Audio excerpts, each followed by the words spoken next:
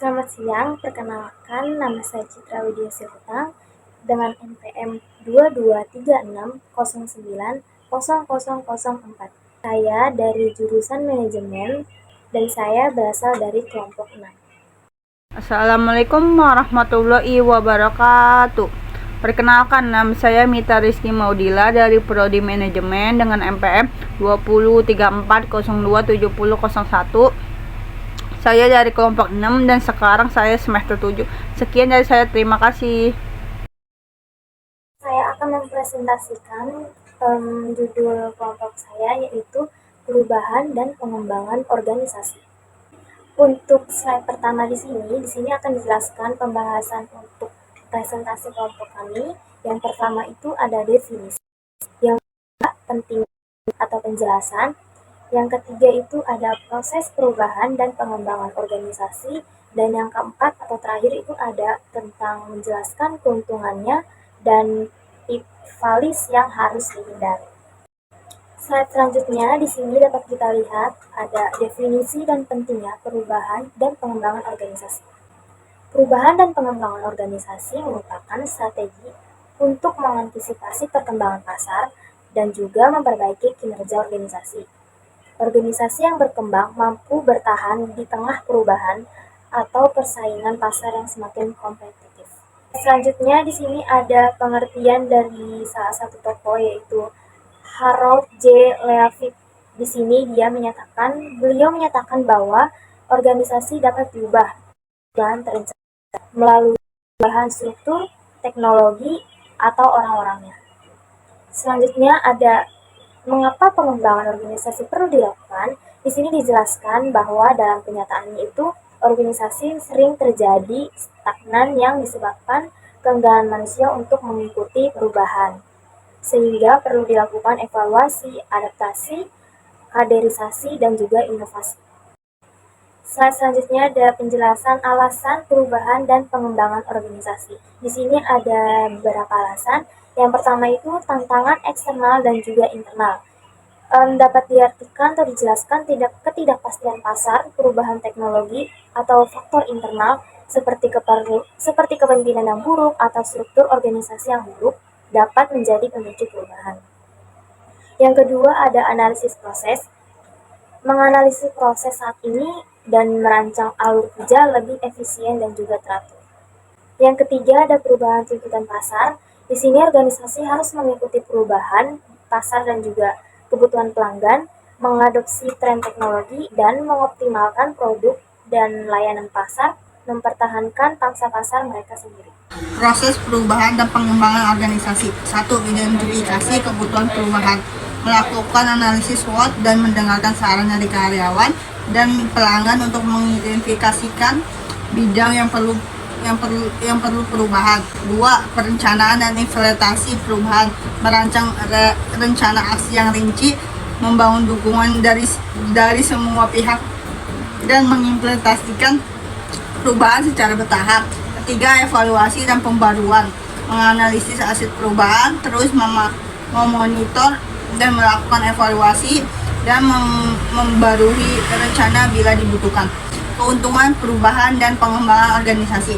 1. Peningkatan efisiensi dan aktivitas, memperbaiki sistem proses, mengoptimalkan biaya dan mempercepat waktu respon. 2. Peningkatan adaptasi dan inovasi. Organisasi yang cepat beradaptasi dan inovatif lebih mampu berkembang dan eksis di pasar yang semakin kompetitif. Ketiga, peningkatan motivasi dan keterlibatan karyawan. Perubahan yang bertujuan memperbaiki kondisi kerja dan kesejahteraan karyawan dapat meningkatkan motivitas dan keterlibatan karyawan. Vitalis dalam perubahan dan pengembangan organisasi. 1. Kurangnya komunikasi yang jelas dengan seluruh tim. 2. Kurangnya dukungan dari tim manajemen tingkat atas. 3. Ketersediaan sumber daya yang buruk dan kurangnya anggaran. 4. Tidak dapat melibatkan dan memotivasi karyawan dan untuk mendukung perubahan. Pertanyaan pertama yaitu dari teman kita Alfat. Pertanyaannya, apa saja yang harus dilakukan oleh sebuah organisasi ketika ingin membuat perubahan ataupun pengembangan? Dan kedua, Levina, pertanyaannya, mengapa dikatakan bahwa pengembangan organisasi juga dikatakan sebagai proses yang sangat membantu dan yang tidak instan? Yang ketiga ada pertanyaan dari Nabila, bagaimana cara yang baik dalam mengelola perubahan yang ada dalam organisasi agar berjalan dengan baik? Saya akan menjawab pertanyaan dari Alfat. Pertanyaan pertama, pertanyaannya itu apa saja yang harus dilakukan oleh sebuah organisasi ketika ingin membuat perubahan ataupun jawaban itu ada beberapa yang harus dilakukan oleh organisasi ketika membuat perubahan atau pengembangan. Yang pertama itu ada penilaian dan analisis, yang artinya identifikasi alasan perubahan atau pengembangan. Selanjutnya yang kedua ada penetapan tujuan dan visi. Di sini dijelaskan tetapkan tujuan yang jelas. Yang ketiga ada komunikasi yang efektif, sampaikan secara jelas. Yang keempat ada keterlibatan karyawan atau berikan pelatihan. Yang kelima ada manajemen perubahan. Yang keenam ada adopsi teknologi dan inovasi. Yang ketujuh ada pengelolaan risiko, yang artinya evaluasi potensi risiko. Yang kedelapan ada evaluasi dan pembelajaran. Yang kesembilan pendekatan berbasis tim. Ke-10 ada pendekatan berbasis tim. 11 pemberdayaan karyawan, dan yang terakhir yang ke-12 komitmen pemimpin. Selanjutnya saya akan menjawab pertanyaan dari Levina. Mengapa dikatakan bahwa pengembangan organisasi juga dikatakan sebagai proses yang sangat memerlukan waktu dan hasil yang tidak instan? Kenapa? Pengembangan organisasi adalah proses yang melibatkan perubahan dan transformasi dalam struktur, budaya, proses, dan strategi organisasi. Ada beberapa alasan kenapa pengembangan organisasi dianggap sebagai proses yang memerlukan waktu lama dan tidak instan. Di sini karena organisasi sering sekali memiliki struktur dan proses yang kompleks, seperti melibatkan karyawan dalam proses perubahan yang memerlukan waktu yang lama dan usaha yang signifikan, dan juga ada mengadopsi sistem atau teknologi baru dalam organisasi sering melibatkan pelatihan karyawan, dan juga ada resistensi terhadap perubahan yang artinya adalah hal umum biasa di organisasi. Saya akan menjawab pertanyaan Nabila, bagaimana cara yang baik dalam mengelola perubahan yang ada dalam organisasi agar berjalan dengan baik? Cara mengelolanya itu ada beberapa. Mengelola perubahan dalam organisasi itu merupakan tantangan yang memerlukan strategi dan pendekatan yang tepat. Ada beberapa, itu yang pertama ada partisipasi karyawan, selanjutnya yang kedua ada pelatihan dan pengembangan, yang ketiga ada budaya organisasi yang mendorong perubahan, yang keempat ada pemimpin mendukung dan memimpin dengan cepat, yang kelima ada manajemen risiko, yang keenam ada pemantauan dan evaluasi terus-menerus, yang ketujuh ada pendekatan bertahan, selanjutnya yang kedelapan ada kepemimpinan kolaboratif, yang kesembilan pemantauan dan evaluasi terus-menerus, dan yang terakhir yang ke-10 komunikasi yang jelas dan juga terbuka. Sesi 2, pertanyaan yang pertama dari Tia Ifada. Sebutkan dan jelaskan apa saja faktor internal dan eksternal yang mempengaruhi terjadinya pengembangan organisasi. Jawabannya berikut adalah beberapa faktor internal dan eksternal yang mempengaruhi pengembangan organisasi. Yang pertama ada faktor internal, budaya organisasi, struktur organisasi, sumber daya manusia, sistem dan proses internal, kapasitas, inovasi. Yang kedua ada faktor eksternal, dinamika pasar, regulasi dan kebijakan pemerintah, teknologi dan inovasi industri, persaingan industri, kondisi ekonomi, perubahan sosial, dan demokratis. Pertanyaan kedua dari Sarah Ramawati, apa kendala yang sering dijumpai apabila ada perubahan dalam suatu perusahaan atau organisasi? Jawabannya ada beberapa kendala umum yang sering dijumpai dalam perubahan organisasi, meliputi rekrutasi karyawan, kurangnya dukungan pemimpin, ketidakjelasan tujuan dan visi, kekurangan sumber daya, kurangnya keterlibatan karyawan, kurangnya komunikasi, ketidakmampuan mengelola konflik, ketidakmampuan mengukur dan mengevaluasi. Pertanyaan ketiga dari Marlia, apakah ada metode tertentu yang digunakan dalam proses pengembangan organisasi? Jawabannya ada beberapa metode pengembangan organisasi yang umum digunakan, meliputi satu, model Lewin. Model ini dikembangkan oleh Curtis Lewin dan mengandalkan 3 tahap utama. Yang pertama membekukan, mengubah, membekukan kembali. Kedua, model Kotter.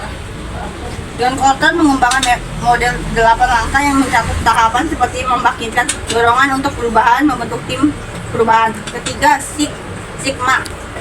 Metode ini berkaitan dengan perbaikan proses dan peningkatan kualitas. Selanjutnya, sesi ketiga. Pertanyaan dari Andre Sinaga, mengapa lingkungan eksternal dalam perusahaan terkadang sulit untuk dikendalikan oleh perusahaan itu sendiri? Jawabannya, Ada beberapa alasan mengapa lingkungan eksternal seringkali sulit untuk dikendalikan oleh perusahaan itu sendiri, melibatkan kompleksitas dan ketidakpastian dari faktor-faktor eksternal tersebut. Pertama, ketidakpastian eksternal. Kedua, ketergantungan pada faktor eksternal. Ketiga, perubahan kondisi eksternal yang cepat. Keempat, perubahan globalisasi. Kelima, perubahan regulasi dan kebijakan pemerintah. Keenam, pengaruh teknologi. Ketujuh, pertumbuhan pasar yang tidak merata. Selanjutnya pertanyaan kedua dari Noval, apa yang terjadi bila perubahan dan pengembangan suatu organisasi itu tidak berjalan dengan baik? Jawabannya ada beberapa kemungkinan. Konsekuensi yang mungkin terjadi meliputi resistensi dan ketidakpuasan karyawan, gangguan operasional, pengeluaran biaya yang tidak produktif, ketidakpastian dan kecemasan, kegagalan mencapai tujuan, kehilangan pelanggan dan reputasi buruk, ketidakmampuan mengikuti persaingan, ketidaksesuaian dengan lingkungan eksternal.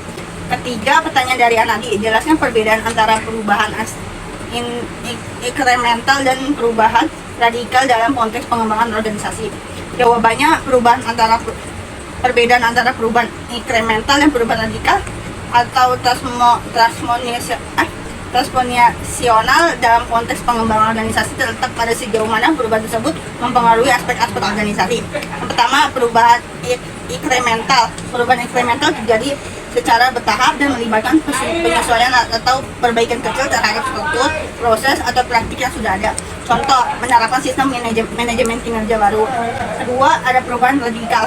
Perubahan radikal melibatkan transformasi fundamental pada struktur, budaya, atau paradigma organisasi. Ini dapat mencakup perubahan yang sangat signifikan dan mendalam. Sifatnya ada dua. Pertama, bersifat distributif dan dapat menciptakan perubahan besar dalam cara organisasi berfungsi. Contohnya, meresapi budaya inovasi, mengadopsi model bisnis baru, atau melakukan transformasi digital yang merubah secara fundamental cara organisasi berinteraksi dengan pelanggan dan beroperasi. Sekian presentasi dari kami berdua. Terima kasih kepada Ibu Luki selaku dosen mata kuliah perilaku keorganisasian, dan juga saya berterima kasih kepada para teman-teman semua yang sudah berpartisipasi, dan juga teman-teman yang sudah berpartisipasi dalam mengajukan beberapa pertanyaan terkait materi yang saya dan teman saya bawakan ini dari kelompok 6. Saya Citra Widya Singotang dengan rekan saya Nita Rizky Nubria. Kami kelompok 6 mengucapkan terima kasih. Mohon maaf jika ada salah kata dan penjelasan yang masih kurang dimengerti. Sekian, terima kasih. Selanjutnya saya akan memberi penjelasan atau ulasan menurut saya pribadi mengenai YouTube Uta Bicara, yaitu urusan STR Apoteker.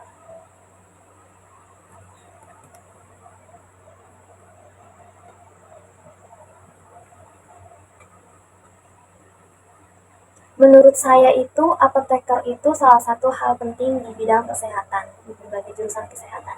Karena ya, seperti yang kita ketahui, bahwa profesi apoteker ini yaitu seperti meracik atau membuat obat sesuai dengan resep yang ada. Dan juga menurut saya itu pendidikan itu merupakan hak semua anak yang ada di bangsa Indonesia ini, karena mereka berhak mendapatkan pendidikan yang layak, baik itu dalam ekonomi tinggi atau ekonomi rendah. Dan juga menurut saya itu merupakan tugas pemerintah atau pendidikan itu sendiri untuk membuat semua keadaan menjadi lebih baik, karena semua berhak mendapatkan pendidikan yang layak. Mau mereka di ekonomi mereka apapun, seperti ekonomi rendah maupun ekonomi tinggi, mereka berhak mendapatkan pendidikan yang layak.